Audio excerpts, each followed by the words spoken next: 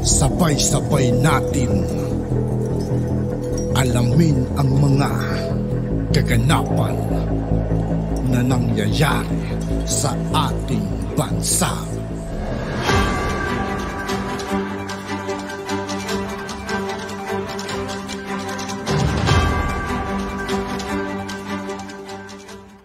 Yo, what's up mga kaibigan? This is I2K po again. Ngayon nandito naman ulit tayo sa channel ni Banat News Updates. Dito naman ulit tayo magbibigay ng komento at reaksyon. Kaya samahan nyo ako guys. Let's go! Na panay sakripisyo ang ginawa. Ang igaganti itong katakot-takot na kaso. Real talk po, no? Na pagtagni-tagni din natin yung paglabas ni Dilima. Tapos paglabas, nagpahinga lang ng actually hindi nagpahinga. Unang araw pa lang sa labas, bumanat na kagad. Yung hindi kayang gampanan ng mga leader ng Dilawan na kakayahan ni Leila de Lima. Yung lakas ng apog, wala sila nun. Tsaka yung talino ni de Lima. Kung ikukumpara lang sa dalawa, kay Lenny tsaka kay bakit yung iba hindi? Alam ni Duterte karakas nila lahat Di ba? Alam ni Duterte yung karakas ng mga matatagal ng politiko. Ang nakita nila, kaya tahimik yung iba, di ba? Nasa na ngayon si Gordon, nananahimik na si Gordon. Di ba? Binanata ni Duterte yan, may hinahanap si Duterte na ilang milyon. Hindi naman tatahimik yan ng hindi binoljak ni Duterte. Si Trillanes naman, walang talab. Wala nang kahit na ano sabihin ni Trillanes, no? Walang epekto, hindi po kinukuha ng media, no? Wala na siyang ano. Tapos eto, si Lenny na nasiyahan na sa paglalakbay-lakbay. Bakit siya kinukuha ang mga speaker sa Harvard? Buhaan yun, nakala niya yung for self lang. Kaya hindi rin nagamit. Yung gastos nila kay Lenny kung saan man ng para i-project, wala silang nakita. So eto po si Senator de Lima, baka may pag-asa sila na maging mahusay-husay na attack dog.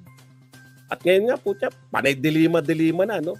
Siya yung ang dami niyang sinasabi ngayon na hindi kayang isipin nila Lenny at ni Risa Hontiveros. Kaya pwedeng ganun ng etong si de Lima. Okay, balik po tayo rito. Naalala ko lang, no? Baka ito yung nila baka ito yung pinanghawakan ng mga tambi vloggers kaya ang atake nila kay Sara Duterte kasi buo naman yung unit team. Pero ang ka-unit team pala ni PBBM actually hindi na tayo nasasaktan, no. Dapat ako masaktan ako Kasi tagal kong pinaglaban niya unit team pero ngayon sabi ko nga mas maganda pa nga na makakawala na si Sara Duterte diyan. Di ba? Kasi makakadiskarte na talaga.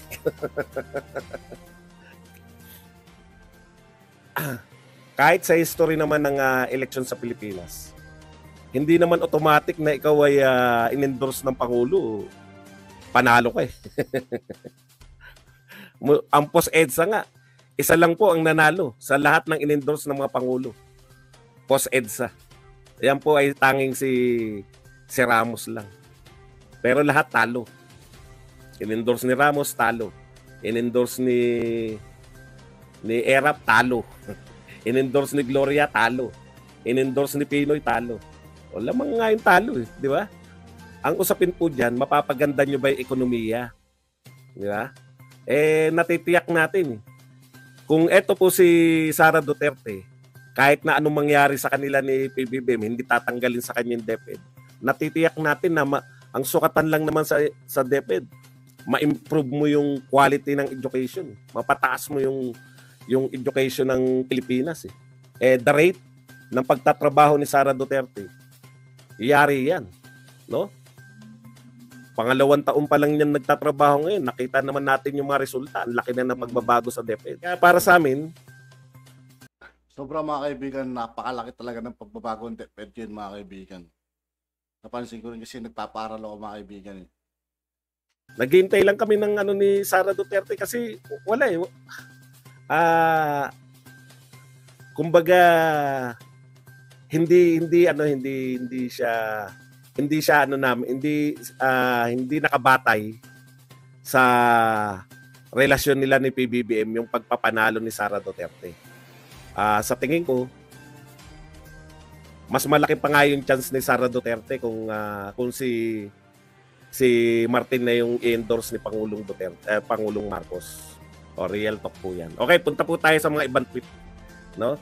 Kaya lang nabuksan sa atin, no? Tayo mga Duterte, the real unity team. Mukhang yan yung nila, mukhang yan yung nakita niyo naman ngayon, mga project ni Pangulong Marcos, yung anong mga project yun, yung namimigay ng tulong. Si Martin lagi naka-front, di ba? Parang gano'n na yung formahan nila eh. Kaya lang, may ka-unit team din naman si Sara Duterte, yung tatay niya. Alam niyo po ba na ito yung first time na direkta talagang pinagtanggol ni Sara Duterte yung tatay niya? First time to Never siyang nakikialam. Nagbabanatan yung mga congressman, binabanatan ni Pangulong Duterte, binabanatan ni mga congressman si Pangulong Duterte. Dehin boki kay si Sara Duterte. Ngayon lang siya talagang pinagtanggol niya yung tatay niya. Na-realize siguro ni Sara, putya, magsuportahan na kami mag-ama dito. Delikado lagay namin pagka natutulog-tulog kami. Ito naman po si Representative Raul Manuel, no? Reaction niya po to sa sinabi po ni Pangulong Duterte na willing siyang tumakbo bilang senador or vice president. Sabi ni Representative Raul Manuel, mukha tuloy na hindi maitago ng pamilya Duterte ang pagiging uhaw sa posisyon at sa kaba ng bayan. Parang end of the world para sa kanila kapag wala sila sa pwesto.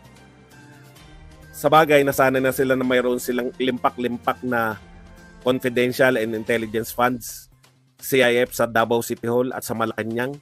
Bilang presidente, may 21 billion na CIF, dati si Rodrigo Duterte, at miss na miss yun ng pamilya nila. Okay. So, pahiwatig na nagnanakaw yung mga Duterte. Di ba mahilig kayo magkaso? Kinasuhan nyo si Duterte. Ang kinaso nyo, death threat. Ang masapul sa banga, yung mas matagal yung sinasabi, yun na magnanakaw yung mga Duterte, pero hindi nyo makasuhan ng pagnanakaw. Di ba? Bakit kaya? Bakit yung death threat?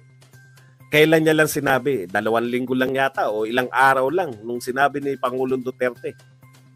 Nakasuhan nyo na kagad. Wag mong pagbintangan yung mga Duterte na uhaw. Ano yung termino niya? Uhaw sa posisyon.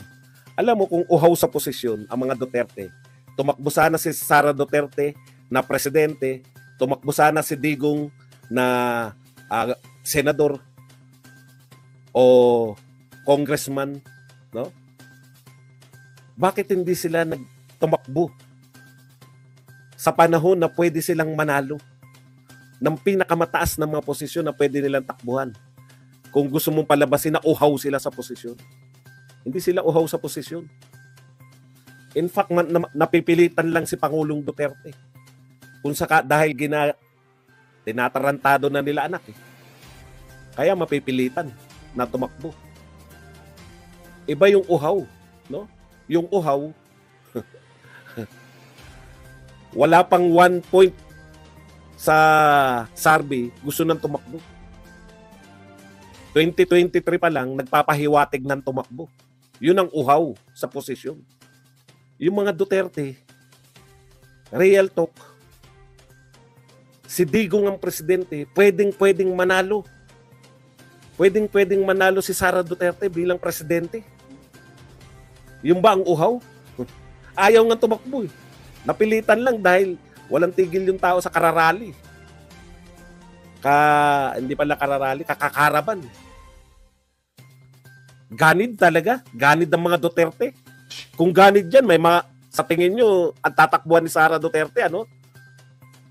Kung ganid ang mga Duterte, sa tingin nyo, ang tatakbuhan ni Sara, Vice President lang. Si Digong, sa tingin nyo, hindi tatakbo kung ganid. Ang tagal nyo nang sinasabi, pinahihiwatig na magnanakaw yung mga Duterte. Hindi na presidente yan, no? Pwede nyo nang sampahan. Sinampahan nyo nga nung ilang araw lang sinabi. Di ba? Ilang araw lang niya sinabi yun eh. Ito, sinasabi mo, 6 na taon na nagnakaw. Hindi mo sinasabing nagnakaw. Para saan yung mga pera-pera na binabanggit mo?